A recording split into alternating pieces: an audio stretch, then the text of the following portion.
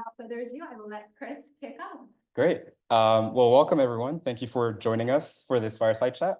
I'm really excited about this one actually, because I've been wanting to interview engineering leaders for a while with the aim to kind of leverage their stories to show how kind of impactful and exciting and fulfilling an engineering career can be. And I think there are few people that embody that more than our guest today, Carolyn Hargrove. So she did her PhD at Cambridge in engineering and then stayed in academia for a few years before jumping ship and going into industry and going straight into Formula One at McLaren for over 20 years. So first on the racing side, and then she was also an instrumental kind of piece of McLaren Applied Technologies, which was kind of the first company that was built to transfer F1 technology to other industries. And then from there, she jumped around these other industries, first being CTO at Babylon Health, which was a health tech startup aiming kind of to have people have a GP in their pocket. The aim was to have healthcare available to everyone, everywhere. And then later on joining Ceres Power now, which is a hydrogen company building electrolyzer, which is kind of instrumental for the climate transition and as a CTO as well. So thank you very much for coming. Thank you very much. Yeah, there's a lot to cover. You've had an extensive career, but maybe let's start with the beginning. Why did you decide to pursue engineering? What kind of brought you to that field?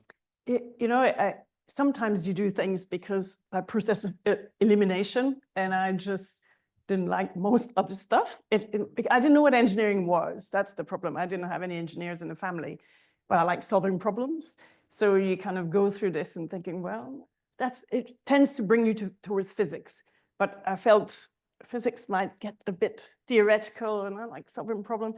So I hedged my bets, and I did math and engineering as an undergrad, and then realized that I liked the theoretical part of engineering, or problem solving, but from first principles. So, which is what I came to do here at Cambridge, mainly because I liked it. I had no idea what I was going to do career-wise, but when you like doing something, and I did meet lots of other people after that who have said they like these kind of subjects because they're hard, and you like the challenge of solving this problem. But it doesn't necessarily mean I had no idea what a career would be like afterwards. And I tried academia, but it wasn't for me. I think research is interesting, and it requires a specific type of mindset. And I was ready to go do something in industry. I wanted to see change maybe a bit quicker and so on. And then I just didn't realize. And honestly, and I'm not joking, I actually saw an ad. This is shows my age, in a magazine printed about a job at McLaren that wanted people to do simulation of the cars. And thought, sounds interesting. I didn't know anything about cars, but I could do simulation. I could, bodies that move and so on. That's what you do when you're doing mechanics at uni. So I thought I could do this maybe. And I applied, and lo and behold, there was a guy in that team at McLaren who had been hired as a consultant. He had been in my research group here at Cambridge. He did it for a bit, but he wanted to move to the States to work for MathWorks. And so when I sent my CV, he said, oh yeah, she can do this job. So I turned up unknowingly that. And so they gave me the job almost on the spot, which was like thinking, really? Woo. And I loved the ride after that. It was just kind of one of those, sometimes, things fall into place.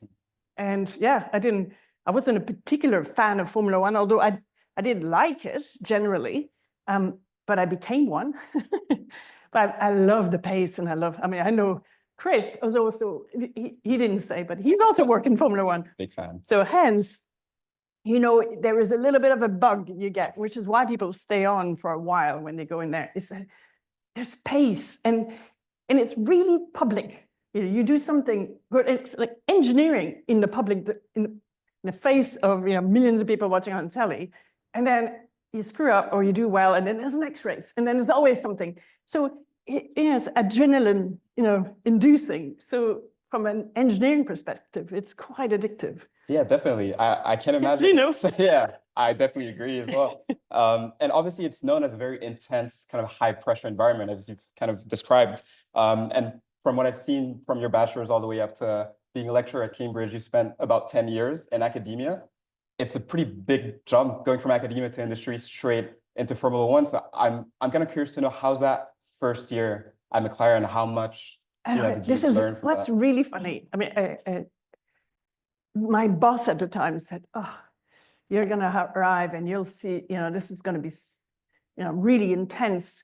But what he hadn't realized is especially when you lecture, and those of you giving lectures, you find it's really quite stressful to do this, and you're doing it, especially when you pick up a course and the first time you're teaching it and so on. And I felt doing that at the same time as doing your research, I was really struggling in the summer, for example, to relax much, because the summer I had to do loads of research, because during term it's quite intense.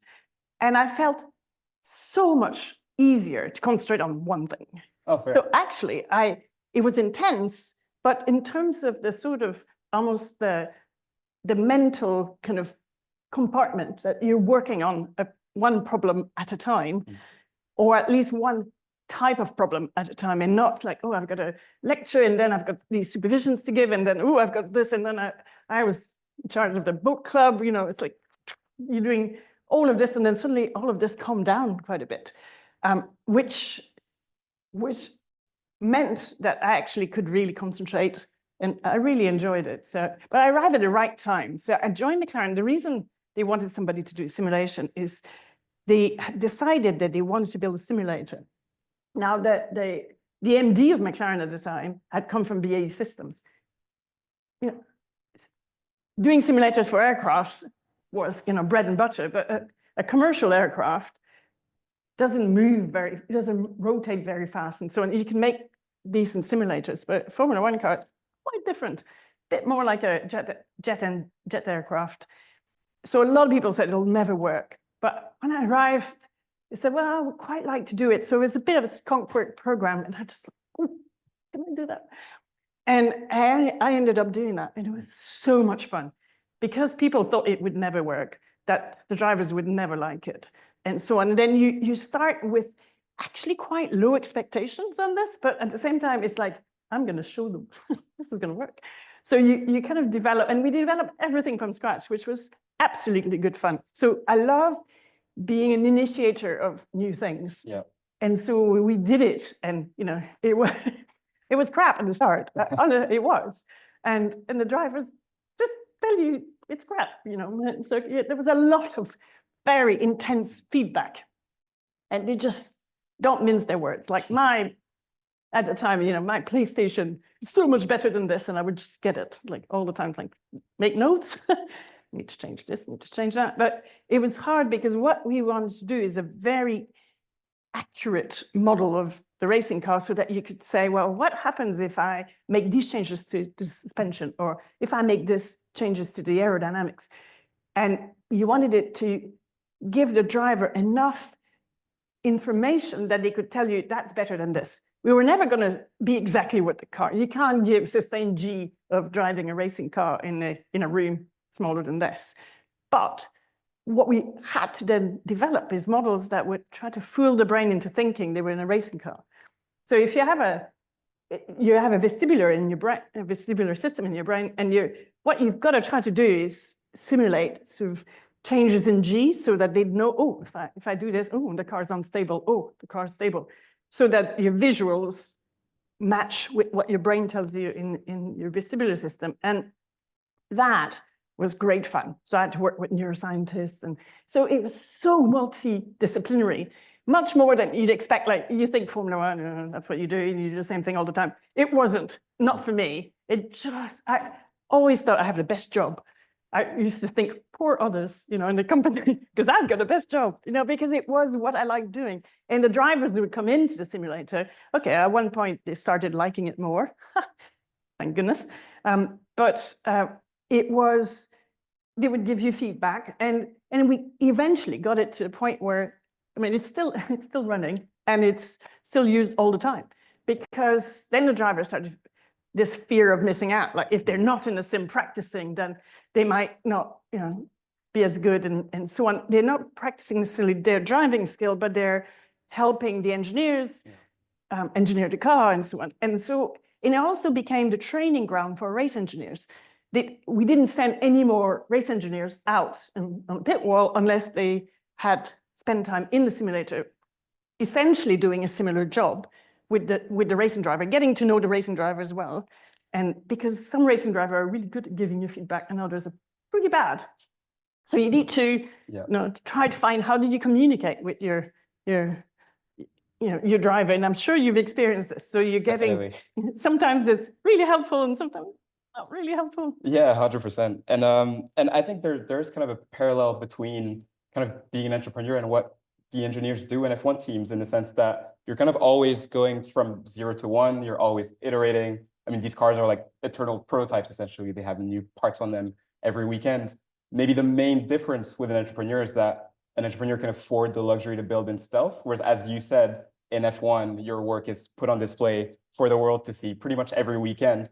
And as you're kind of constantly innovating, there's a risk associated to that. You can fail. And so my question is, how do you kind of leverage engineering as a tool to mitigate that risk? And if and when it does go wrong, what have you learned at McLaren in terms of how you build a culture of resilience and being able to kind of go back out there and pick yourself up? It's a really good question, because one of the things we did when I joined was anticipate that we were going to do a lot of simulation. And we spent a lot of time building essentially the tool to allow us to get a lot of this information out of the data. And by that, I mean, we were collecting, and I'm sure it's still the same, about 500 sensors in a car for the race, some of them at about 1 kilohertz, some like a gearbox at 10 kilohertz. There's a hell of a lot of data comes in at a test, or also on dynos, and then all your simulation and being able to put all of this together. We knew that people would take so much time to go and find this data they need, this data they need. And we spent a lot of time organizing the data. So as a user of data, it was transparent where it didn't matter where the data came from. You had all your track data, so your temperature of track and all of that influence how your engine performs, for example, and then your engine data, because we didn't make it an engine, the engine was provided to us, so we had to have the engine curves and so on. And then you all kind of, and I'm seeing my brain already goes into these, we had columns of this information, so we could easily do this so that I could do a simulation, you could do a simulation, we'd get the same results. These, I know it sounds like really basic, but I realized only afterwards when I started with the technology business, we went into different companies, most of them didn't do this. And a lot of very frustrated engineers would spend half their time collecting the data that they then needed to analyze. And I realized how useful it was that we did this from scratch. And interestingly, someone rang me about, I don't know, 2 weeks ago, a young lady doing an internship at McLaren. And she rang me through that. We have somebody we know in common that gave her my phone number. And she rang me to say, I just wanted to say this because I'm there at McLaren and I'm really enjoying it and so on. And she said, I'm using this data system called Midas. I said, yeah, that was the one that we wrote when I joined, I was so glad, because what it meant was sometimes building the tools to then do the job fast is worth doing. And if you join, and if you're an entrepreneur, you're going to do that, right? Because you can't go slow. You've got to go fast. So you've got to look at times, what's your barrier? And don't just live with it. Just fix it so that you go faster next time. Because what you've got to do is many different iterations. And I know data is ubiquitous these days, but it's amazing how many people don't have that. In fact, the company I'm in now, Ceres, is a clean tech company. It's a startup from Imperial College, very bright people. My goodness, the data was all over the place when I got there. And it's exactly that. Then it's really hard to compare what did we do on this test compared to this test. And it's like, oh, hang on, now I'm going to go find the data. So much time wasted. So sometimes look at what will make you go faster, because you will fail a lot and you need to try all sorts. But if doing each iteration is so slow, you'll be very reluctant to do it. So try to find ways that will make this process faster. And I'd say simulate, like do these in silico models, because we big data, AI, all of that is useful, but normally you have to start with data. You've got to generate that data. And if you're new and you've got a new idea and you're going into a new business, you don't normally start with this data. It depends what your venture is. But if you need to create that data to know whether your product, like one of the problem we have in doing electrochemistry now is we're doing green hydrogen, fuel cells, and so on, is that it needs to last for years, but it's an electrochemical process. You can't make it go faster. It's it's like a battery that never stops, right? So you've got to see if it's going to last 5 years. How do you test that? Well, you test it for 5 years, and that's pretty slow. So what do? You do simulations, and then as you're putting stuff on test, you verify the simulation and keep going back. And I can't see how else you can function, but it's some things are easier to model than others, and cars are definitely easier, I can tell you, than electrochemistry. I wish I'd done more chemistry. I did mechanical engineering. I didn't do chemistry. Chemistry is hard, but it's also hard because it's something that we're realizing these days we need, and that was less work done over many years. Whereas cars, we've had cars for a long time, and people, and in Formula One, they're well built. So if you're going to make a model and the guys build this really, really well, then you're going to have models that Correlate, right? correlate beautifully, right? that helps actually. Yeah, So, I can imagine. And you spoke a little bit about McLaren Applied and how much you were able to bring to these different companies and different industries. Where did the kind of idea for McLaren Applied come from? Did you see the resources that you had and kind of identify that need, or did people kind of come to you for assistance? So it started in a kind of a couple of ways. There was this idea in the he then became CEO, but at the time was managing director. That was the title of the guy that was running racing. That we could, so because I built a simulator and the simulator was working really well, and all the other teams didn't have a simulator at first, right? So I thought, maybe we could sell this, sell time in our simulator, but we can't possibly sell time in our simulator because then they didn't know what we're doing. So we can build another one and then sell time in that. So that was one aspect that came up as an idea, but that we started it a little, but like to give a platform to be able to do this. But actually the very first thing that we did was, because it was getting onto 2012 Olympics, and I just happened, I don't even know, I can't remember how come, someone contacted me out of the blue, and he was actually in charge of bobsleigh. Okay, in their thing, bobsleigh looks a bit like a Formula One car. I'll contact McLaren to see whether we could get a few tips or something. So he contacts me out of the blue, and this was just at the time he contacted me, and I remember because in 2008, and there was a banking crisis. So their funding went dead not long after he contacted me, but we had started doing a bit of work.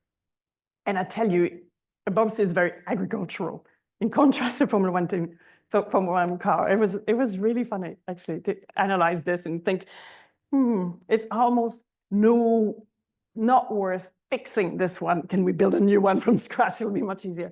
Anyway, it was kind of what I'd written in the report, and I felt I didn't know who to give the report to. So eventually got a phone call, phone number from someone at UK Sport, and said, someone at one point might want to use this, like, I've done the work, so can I give it to someone? And they went, oh, are you willing to support, do some work? Thinking, sure, what do you have in mind? And so, well, we need support for cycling, sailing, canoeing, rowing. It's like, yeah, for the 2012 Olympics, it's like, oh yeah, can we do this? And I had so much convincing to do internally, because I thought, well, what if we don't win? Like, really? I'm going to enjoy it anyway. But, is that really the issue? But anyway, luckily managed to convince people internally that it might be a good idea to do. So long as this wasn't the main thing we did, because we weren't going to make money doing this. But my goodness, it was fun.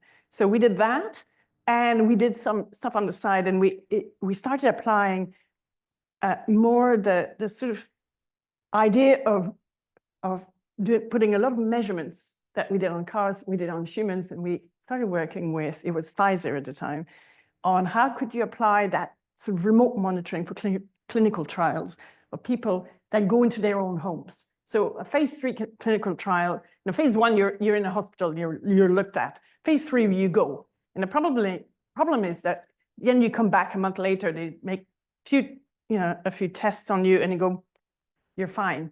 But maybe you're fine then, but maybe every night your blood pressure goes up and you don't know that. And at one point it gets worse or whatever.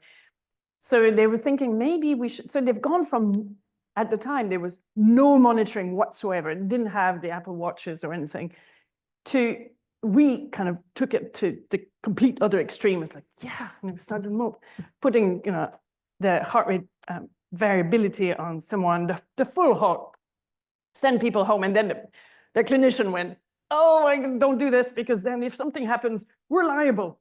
So I'm thinking, oh, wow, didn't even think about this. But it was, baptism of fire, trying to work in new industries, learning regulatory and regulated industry. But then you realize, actually, we could do other things. And we started monitoring proxy data. So activity, again, pre-activity watches, and realizing that actually, if you're on a clinical trial, you start doing more activity, it's proxy that I feel better. It's pretty well, well accepted, and it's no problem with clinician being worried that they haven't seen something in the data. If they have the data and they miss something, they may be sued, because Pfizer, American company, suing. So we lots of things we learned like this. But on the side of doing these projects, we were working with UK Sport. Such good fun. And we did a lot of work with cycling mainly. In cycling, they're like mini Formula 1 team. And they're on the data and so on. And there was no worry about the UK not winning medals. I mean, they won tons of medals in 2012. I don't know how many of you remember, because you're much younger than I am. It was such good fun. And so doing this, the good news for doing this, you realize that a lot of the skill set that you built in one industry completely apply in others. So even human performance, you think a car performance, human, you know what? There's a lot of parallels, a lot more than you'd think. So we kind of built applied technology that way, and we kept the fun. And we were talking just earlier when I arrived about fun. And my goodness, if you have fun, everyone in the team. I mean, I still meet people that were in my team that I've hired loads of people for Cambridge. And sorry if I'm a little bit too Cambridge focused at the time, but I was explaining to Chris that we wanted people who could understand the basics, and not all engineering degrees just go through and go through things from scratch. And so in my team, I wanted people like that, because I wanted people to always be able to go back to first principle if need be, because then you really understand what you're talking about, and then you can push further. And I'll give you an example of this. Is after we worked with the 2012 Olympics and cycling, we got a knock on the door from Specialized. If you heard of Specialized brand, the bicycles, and they had already put out a marketing thing that they would get their new Venge bike ahead of the racing season. And the first race was the Milan San Remo race. And let's say it was, maybe we had 4 months, something like that, 3-4 months. It was quite short. They couldn't make a bike that was better. So they kept making a version, and their pro riders and almost everyone that works at Specialized is a rider of some description, semi-pro to pro. And they just were disappointed, because the marketing had already gone out. It was going to be lighter, stiffer, better, and they couldn't. So we didn't know much about necessarily the bike frame. That's not what we did with the UK Sport. It was more the aerodynamics and so on, but they wanted the frame and so on. And so we had to go and produce a frame, sort of Venge, McLaren Venge, and launched it. So there was the first bike that they launched in the UK, but we did it from first principles. So we just analyzed the whole lot. They give you riders. And so we kept asking, so what makes a bike go fast? What's important? Because we're a lump of water, essentially, on top of this. The bike is so much lighter than a human. So what do we need? So we asked a lot of questions, and we came up with a model and produced an iteration. And we launched this bike, is it going to work? And they loved it. And it was a success.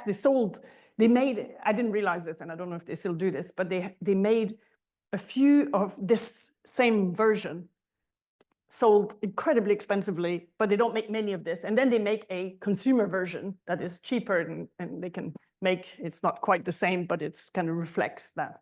Well, the Pro one, they didn't do enough. It sold all, I think, because the first race, we won. So the guy had never won a pro race. Like fairy tale, if you're going to write a fairy tale for it, we just couldn't believe it. So this guy, man, Goss, he had never won a race, a pro race, and he won on our bike. So it was fantastic. So, but what that showed us was not everyone, and you think even in industries where it's very analytic, not everyone did it from first principles that we did. So we had something, and this is what was our USP. So we would go around and talk to companies and work on only problems that these kind of skills would help. So we hired people who could do that. So hence, I hired quite a few people from here, and I had, there was a guy who, at the time, he retired now, well, a long time ago, but I would just ring him up in the engineering department and say, do you have someone who's just about finishing? Because they quite like to have these kind of skills and so on, because most engineers, they learn to use a piece of software rather than understand the principles. So, and in our case, I wanted at least some people that could do this. And in hindsight, I think we were a really good proving ground for these guys, because they're now doing all some cool stuff. Like, we keep in touch with a lot of them, and they're doing all fun.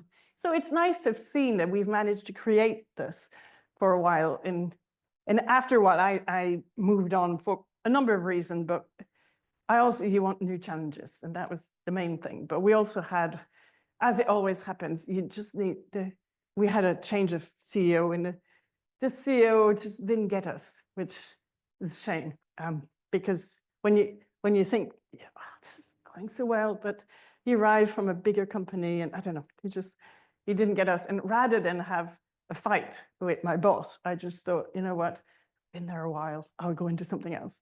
So that's when I joined startups, and I've done, well, I guess the third one I'm doing. I'm not a person who starts startups. I just joined them.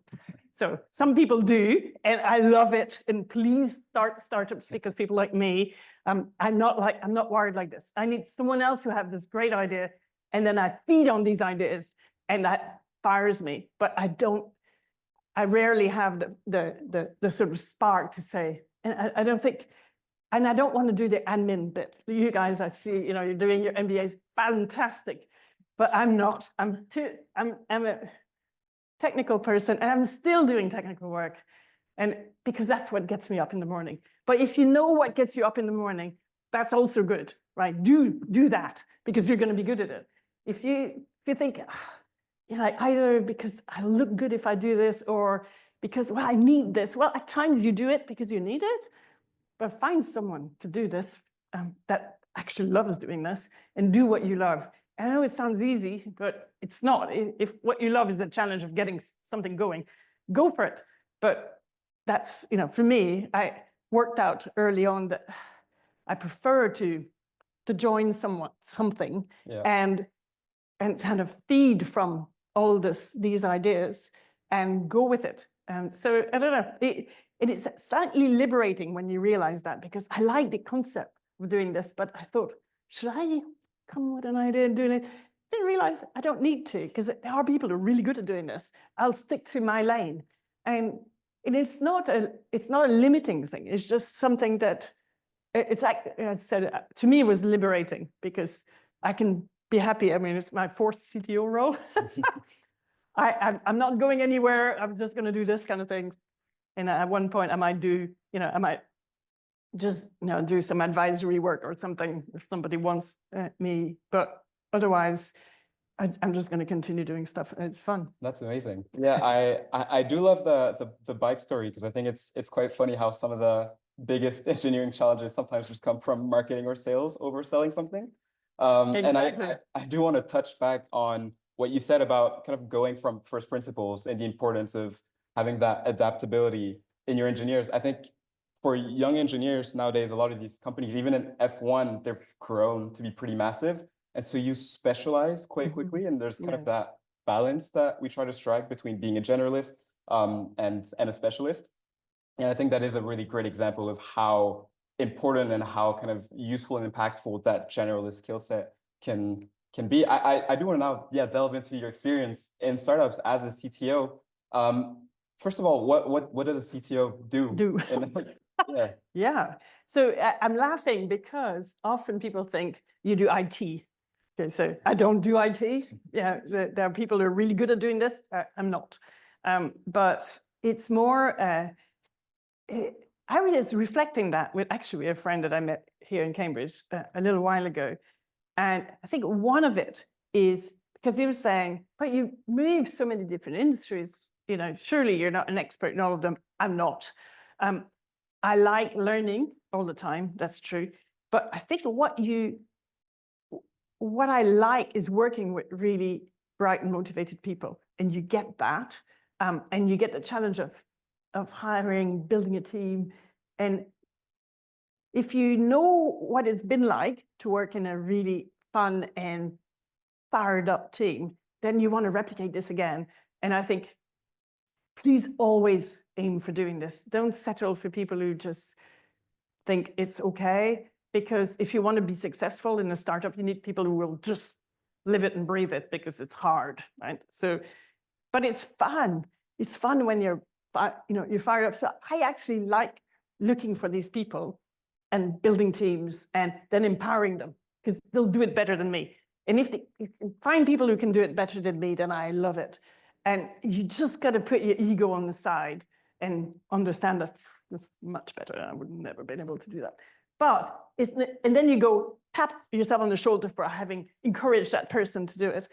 And I think a lot of really good engineers, part of their career issue is that they love being the expert in a different area. Now, if you are, there are people who will do this for their entire life, perfect. But you won't necessarily go up in a company and have more responsibility because you can't let go of some of it. So you need to find people who will do that job at least as good as you, so that you feel, okay, I'm going to move on and do something else. And that, I see that because I'm trying to get other people to feel that they do what they want to do in their careers. And some people say, I'd like your job. It's like, okay, well, if you want my job, what you've got to do is find somebody to do your job. And it's like people don't necessarily think that, but actually it's not bad. It's not saying, well, I was the expert. Now what's my identity? No, you can now be an expert in something else, or you can be broader. You're more T-shaped. And it depends what you're after in your career, but I like building teams. And I think this is more why I ended up doing this. And I've never been to, McLaren is the biggest company I've worked in. And I don't want big companies because exactly what you've just said there, Chris, is if it's too big, you'll do one thing quite narrow. And for some people, they thrive in that, fantastic. And for some industries, you need that for the funding and so on. It's really hard to do otherwise. But I like smaller and therefore more problem in a variety of areas because that's stimulating. But that's, again, you pick what you like, and it's not easy, it's not better, it's just different. But I particularly like that, and that's why I'm saying, I don't know whether I'll do another job, but if I do another job, it's very likely it's going to be another a startup scale up. The scale up is not, I consider where we are scale up, we're under 500 people. Yeah. But we started, it was much smaller, and we grew to that. We're not going to get bigger because we license our technology. And the idea is to actually try to do this in a way, because, by the way, we're licensing our technology. Just, again, a piece of advice in case you want to try to do something hard, like deep science, again, something we're talking about, deep tech. If it's really hard, it's hard to do the R&D, and then it's really hard to make. You're unlikely to be good at all of it. And we didn't have deep enough pockets. Raising cash is hard enough. So we decided we'll be really good at doing the R&D. Other people are really good at doing the manufacturing. they'll license our technology, and that's because they almost killed us. So, choose your business model and accept the fact that you may not be good at doing it all, because we always think, oh yeah, I'm going to dominate the world with this technology. Oh, there was no way we would have done that. But also, if you license it, one idea is that one consequence of that is like ARM is like many people can then use your impact with your technology might be greater. Yeah. Which often you don't think about when you're licensing, but it's something to think about when you're starting a business or joining a business and you're thinking, what business model, think creatively, because it's not always, you may like the idea of making lots of widgets, but that might not be the skill set of the people you have hired already. And in which case, then that's going to be tough. And that's exactly the situation we're in. We had brilliant scientists, brilliant engineers, but not so much good at high-scale manufacturing. Yeah.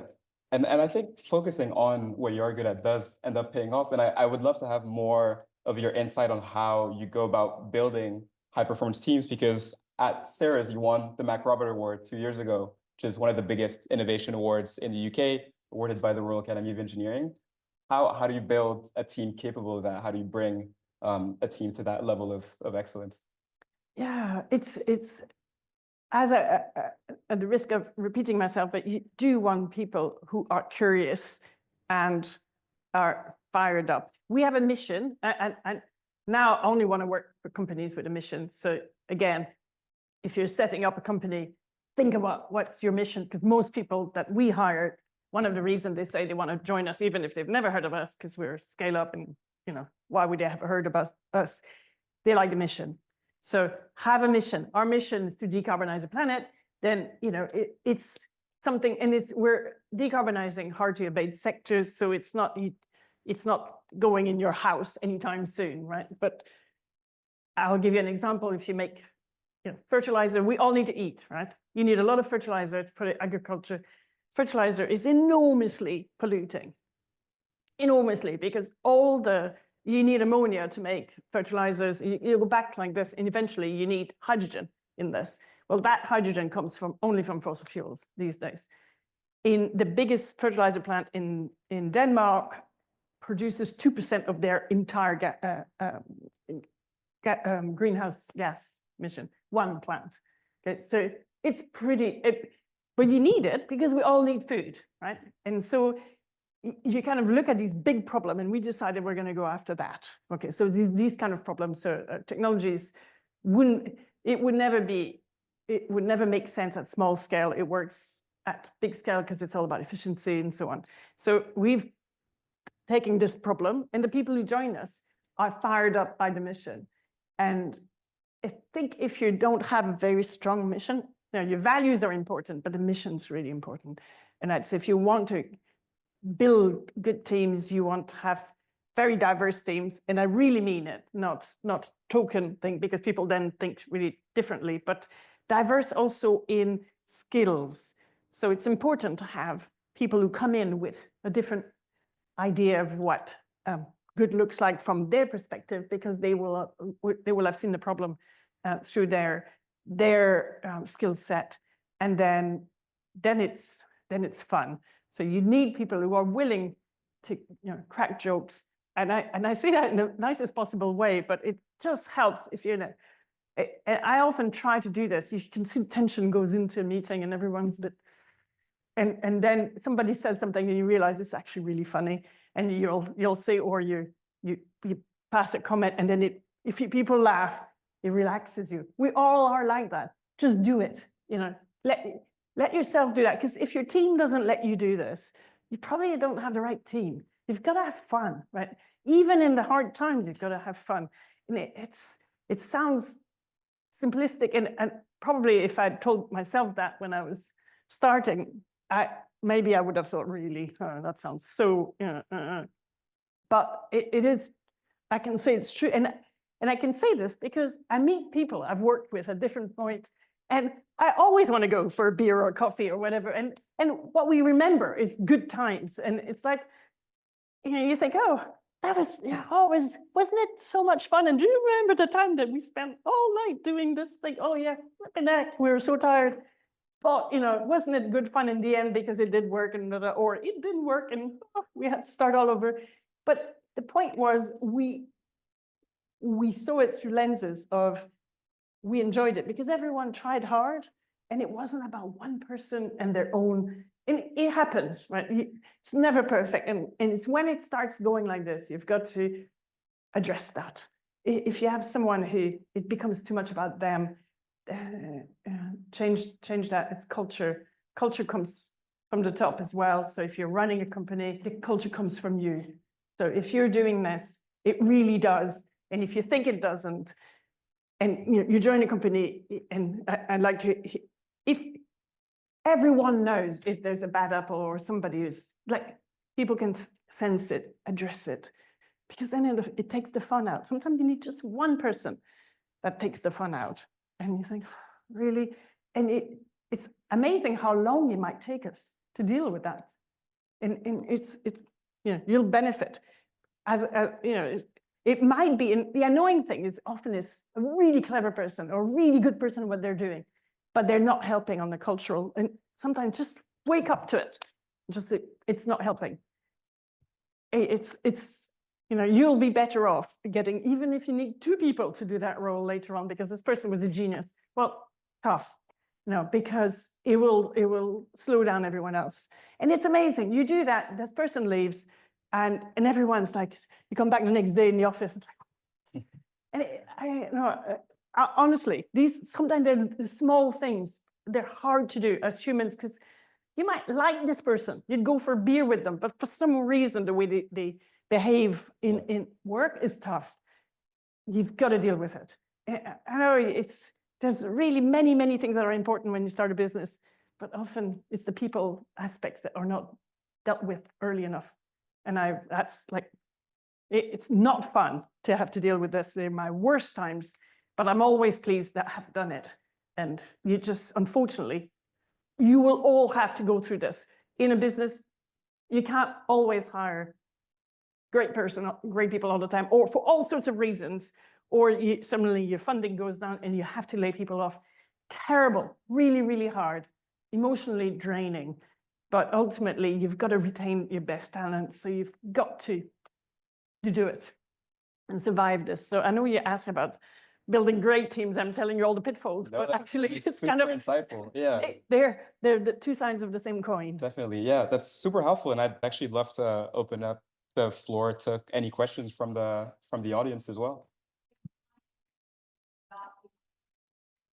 Usually I have a catch box, but the feedback sounded. Thank you, Caroline and Chris. My name is Max. I'm a electrical engineering undergrad.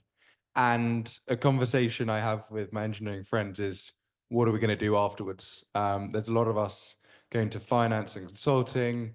And I'm having these conversations and I'm really struggling to find these exciting scale-ups.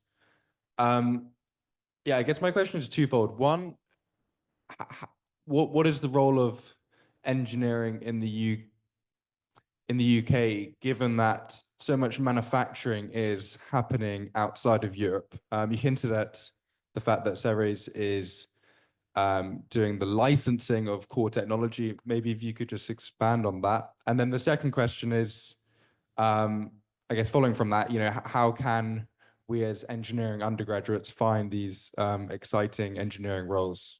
Thank you. I'm reserving a book for you because there were so many people when I did my degree already that just went into finance. There's nothing wrong with doing finance, but some of them, we had people at McLaren contacting us having done 10, 20 years in finance in the city saying, I hate my job, can I do engineering? And the problem we had was that they had earned big salaries and our salaries were not there. But I can tell you in terms of job satisfaction, clearly it was there. But I found it difficult. So give me someone with 10, 20 years of finance experience versus a graduate in engineering who just got all of those things in their head. I always went for the graduate because they were fresh in their thinking of engineering. So it's I know that a lot of people do it because the allure of money and so on. Just, you've got to see, will that get me up in the morning? Now, don't get me wrong, there's some amazing jobs, I'm sure, and we all need a financial system. So we need that. But I would say there's a lot of startups who desperately need talent. Okay, I'm on the board of another med tech, and it's all about non-invasive cancer detection, and they need really good people. And often you're in a unique position when you graduate that often you don't have kids yet. Maybe some of you do, but you don't necessarily have as many constraints. You could give it a go, give it a go. And, you need a salary, but okay, so if it goes bust in 2 years, well, it'll be good experience, and you'll go on to the next one.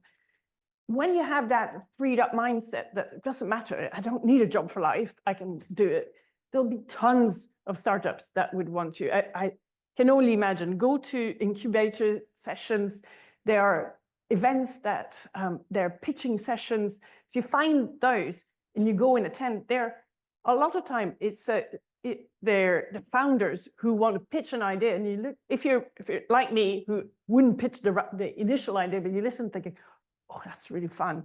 You go and talk to them, and most of the time they'll go, wow, yeah, I have no idea how to, even implement this in a circuit. Could you do that? And you go, yeah, I could do this. And that, like, a lot of it, you do a little bit more the extra mile, and it's amazing how many people I get to this day. I get emails saying, do you know someone who could help me on this? Like, I'm too far away now for many of the skills. I'm more in electrochemistry now, and it's into a very, much more niche area. But I used to try to kind of pass names for people all around, and I will as much as I can, because often people are not being connected correctly. But honestly, if you've done a degree here, like, the world should be your oyster. Show a bit of go a bit the extra mile to go talk to potential entrepreneurs, if that's something you like. This is like super early stage, but if you go into an incubator, you'll get to talk to people, and they'll also help other companies who are growing, companies who got funding. I'm a chair in there's an incubator. No, it's not an incubator. It's it's called the Enterprise Hub at the Royal Academy of Engineering, and it has a shot accelerator, and that one, people come and pitch, and you can get money for your own development as an entrepreneur. You have to have started something, but what I'm saying is those events, they're open.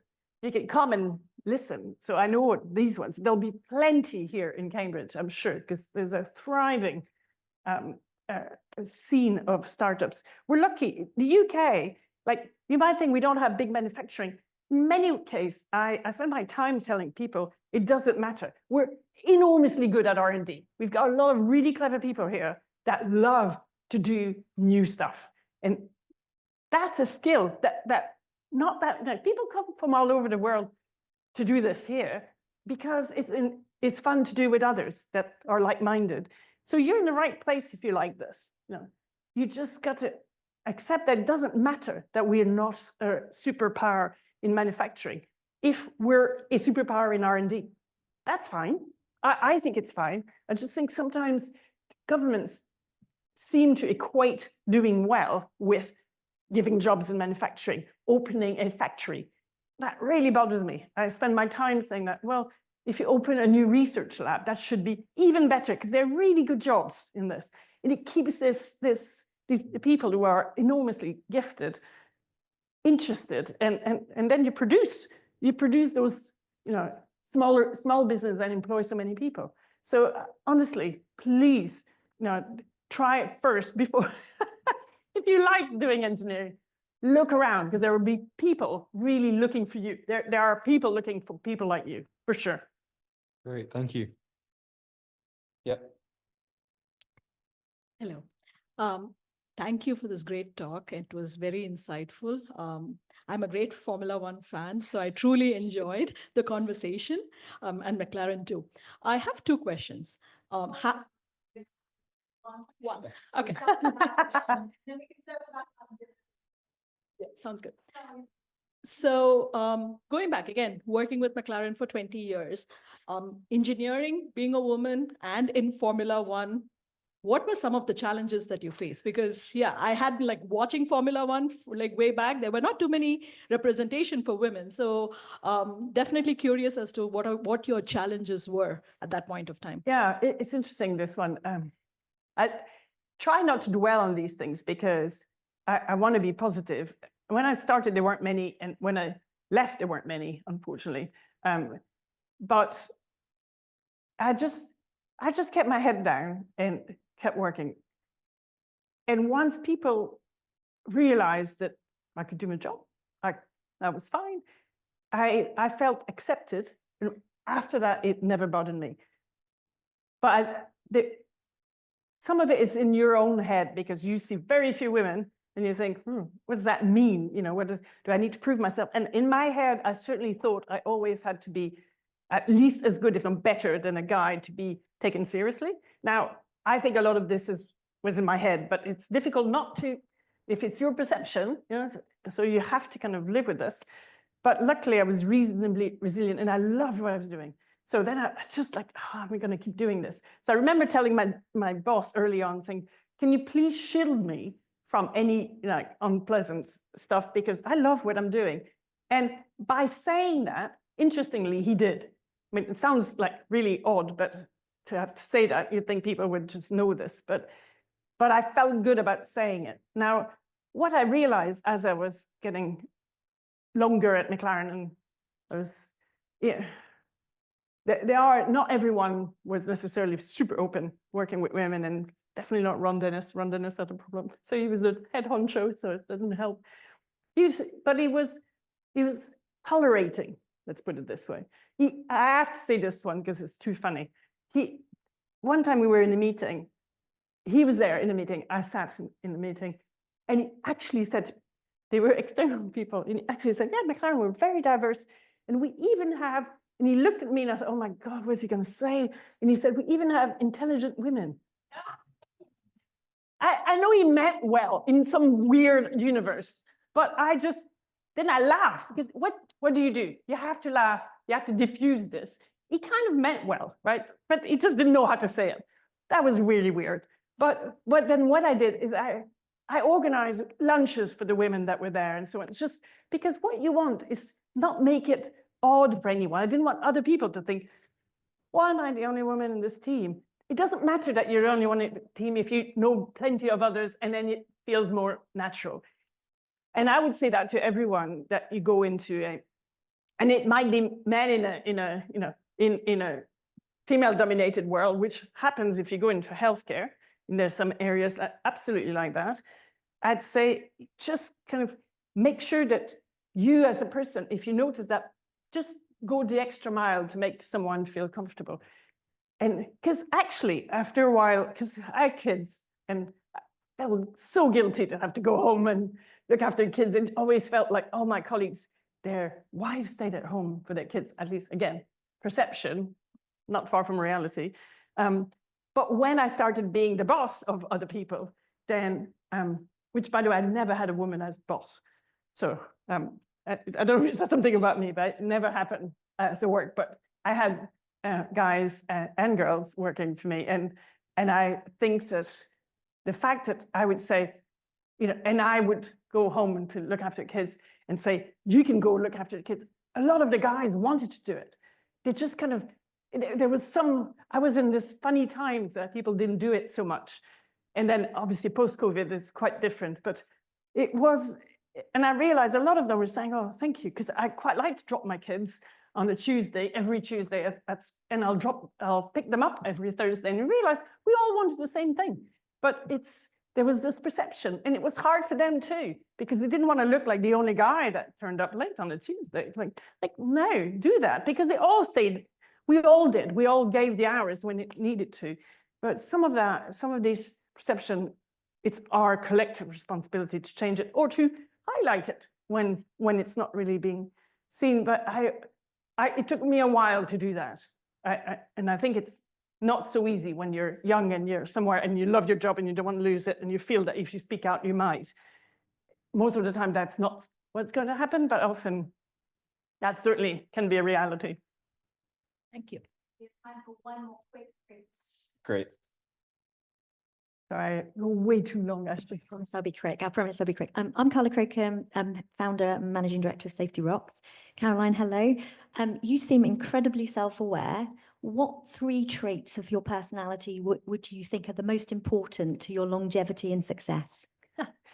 I'll tell you one at least, and I think is judgment. And I only came to that conclusion by talking with other people, reflecting on this. But one thing is judgment. So at least being able to make calls and then stick with them, or stick or twist if you need to, but being able to do that is really helpful, because even people who are very curious and want to go somewhere, and it's like, oh, you want to empower them, at one point you've got to say, we can't all go in different direction. So there's a judgment to be made, and it's not necessarily going to be right, but judging from other people who pick this up, it's weird. We all have superpowers, and it takes you a little while sometimes to find yours.